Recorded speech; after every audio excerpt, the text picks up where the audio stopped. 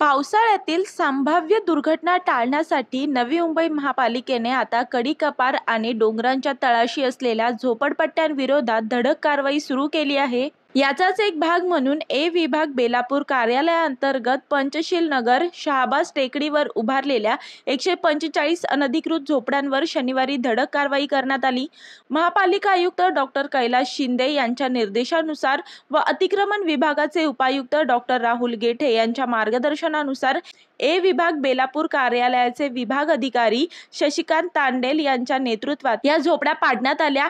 या मोहिमेत मयुरेश पवार कनिष्ठ अभियंता, स्वप्नील तारमळे वरिष्ठ लिपिक, नयन बोहीर लिपिक यांनी सहभाग घेतला।